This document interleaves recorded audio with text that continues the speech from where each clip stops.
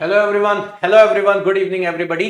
Power grid corporation of India limited PGCIL diploma training का तो पहले भी एग्जाम हुआ करता था जहां पर डिप्लोमा के स्टूडेंट्स एलिजिबल होते थे, लेकिन रिसेंटली पीजीसीआईएल ने एक और नोटिफिकेशन निकाला हुआ है जिसका नाम आप सभी को पता है, जिसको हम लोगों ने क्या बोला गया है, ट्रेनी सुपरवाइजर्स, राइट। और ट्रेनी सुपरवाइजर्स का ये रिक्रूटमेंट करवा रहे हैं, लेकिन जब इनकी रिक्रूटमेंट की पूरी पॉलिसी को हमने देखा, जब हमने ये समझा कि ये क्या मांग रहे हैं और किसको एलिजिबल किया है, तब कहीं ना कहीं एक बात समझ में आ रही है कि पूरा का पूरा रिक्रूटमेंट बिल्कुल वैसा का वैसा जैसा डिप्लोमा ट्रेनिंग का होता आया है वैसा ही होने वाला है। तो चलिए, स्टूडेंट्स के मन में एक बहुत इंपॉर्टेंट बात ये रह गई है कि सर इसका सिलेबस और एग्जाम पैटर्न किस तरीके का रहता है। तो अगर आप इस रिक्रूटमेंट को पूरा पढ़ोगे तो आपको सब कुछ समझ में आ जाएगा कि बिल्कुल वैसा ही रिक्रूटमेंट है जैसा डिप्लोमा ट्रेनिंग का होने वाला, जैसा डिप्लोमा ट्रेनिंग का होता है। बट हाँ, ये बात है कि diploma training most of the time official job होती है, लेकिन ये वाली जॉब जो है उसमें थोड़ा सा फील्ड वर्क भी करना होता है। चलिए जरा समझते हैं ट्रेनिंग सुपरवाइजर के सिलेबस और एग्जाम पैटर्न के बारे में। सारी की सारी पोस्ट यहां पर 70 वैकेंसी जो है वो इलेक्ट्रिकल के लिए है। पीजीसीआईएल के 9 जोन्स में डिवाइड होती हैं। बीटेक और बाकी के बच्चे एलिजिबल नहीं है, लेकिन मैं आपको इस वीडियो के अंदर पूरा सिलेबस और इसका एग्जाम पैटर्न बताने वाला हूं इलेक्ट्रिकल के स्टूडेंट्स के लिए। तो अगर आप देखेंगे एग्जाम पैटर्न बिल्कुल इन्होंने वैसा ही रखा हुआ है। 120 मार्क्स की अगर हम बात करते हैं तो यहाँ पे आप देखोगे 120 मार्क्स के इन्होंने क्वेश्चन रखे हैं टेक्निकल के, और 50 मार्क्स का इन्होंने यहाँ पे पूरा का पूरा नॉन टेक रखा हुआ है, यानी कि जिसके अंदर आपको सभी को पता है कि एप्टीट्यूड हो गया, या मैं बोलूंगा रीजनिंग हो गया, या न्यूमेरिकल एबिलिटी हो गया, या इंग्लिश हो गया, ये यहाँ पर पूछा जाता है। बात यहां पर ये आती है कि सर इसका सिलेबस तो चलो नॉन टेक का तो डिफाइंड हो गया कि क्या पूछेगा क्या नहीं पूछेगा, सर टेक्निकल में कौन कौन से सब्जेक्ट्स को फॉलो करना है। चलिए जरा मेरे साथ टेक्निकल के सब्जेक्ट्स को अपन लोग देखते हैं कौन कौन से फॉलो करना है।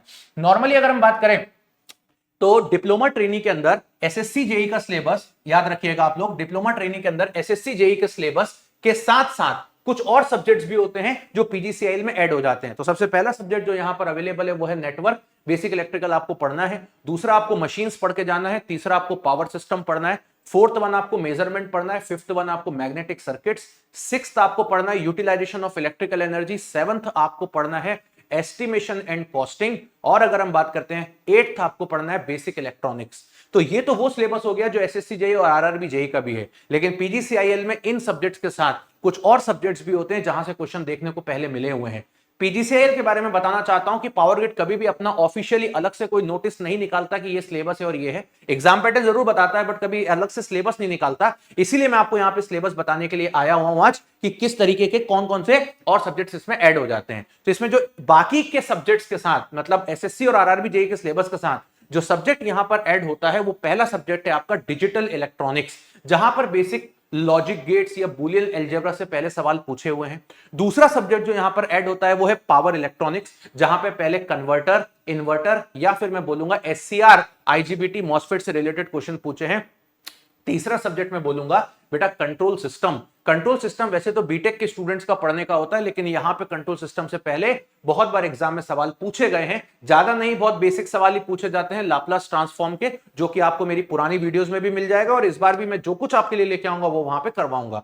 इसके अलावा और पूछा जाता है PLC SCADA, programmable logic control या supervisory control and data acquisition, वहां से भी एक दो फंडामेंटल क्वेश्चन पहले पूछे हुए हैं। माइक्रो प्रोसेसर से भी एक दो क्वेश्चन पहले पूछे हुए हैं। अब ये मेरा प्रेडिक्शन वो है जिसको हमने पिछले 5 बार के डिप्लोमा ट्रेनिंग के रिक्रूटमेंट से देखा गया है। लेकिन अगर मैं लास्ट टाइम की बात करूं तो ये सारे सब्जेक्ट जो एडिशनल मैंने आपको बताए इनको नहीं पूछा गया था, और पूरा का पूरा एसएससी जेई से रिलेटेड सिलेबस को ही पूछ लिया गया था। लेकिन हम इस बार वो चीज नहीं मान सकते, क्योंकि कहीं ना कहीं ये ट्रेनी सुपरवाइजर की जॉब है, और ट्रेनी सुपरवाइजर थोड़ी हद तक फील्ड जॉब है। यहां पे आपसे वो सारी चीजें डेफिनेटली पूछी जा सकती हैं। अगर कोई बच्चा चाह रहा है पीजीसीआईएल ट्रेनी सुपरवाइजर का फॉर्म फिलअप करना, वो एलिजिबल है, तो मैं आपको यही बोलूंगा कि आप बढ़िया तरीके से अपने टेक्निकल के पोर्शन को स्ट्रॉन्ग करिए। मेरी पुरानी वीडियोस भी अवेलेबल है यहां पर, और मैं कुछ एक्स्ट्रा सेशंस भी आपके लिए लेके आऊंगा और बेहतर तरीके से चीजों को एग्जीक्यूट कर दूंगा। इसी के साथ अगर बात करते हैं तो आपको मैं यहाँ पे अपना टेलीग्राम चैनल भी देना चाहता हूं, तो आप उसको ज्वाइन कर लीजिएगा। टेलीग्राम चैनल है मोहित कासनिया सर टेक्स्ट बुक, और अगर आपको किसी भी तरीके की जरूरत है चैनल को सब्सक्राइब कर लीजिएगा, सेशन को लाइक कर लीजिएगा। हर तरीके की नीड के लिए आपके लिए मैं अवेलेबल हूं। ये मेरा टेलीग्राम चैनल है, इसको फटाफट से ज्वाइन कर लीजिएगा, और इसके अलावा आपको कुछ भी एक्स्ट्रा करने की जरूरत नहीं है। सारी इंफॉर्मेशन आपको यहाँ पे प्रॉपर तरीके से मिलती जाएगी। चलिए मिलते हैं इसी तरीके के नेक्स्ट सेशंस में। So thank you very much, bye bye, take care and love you.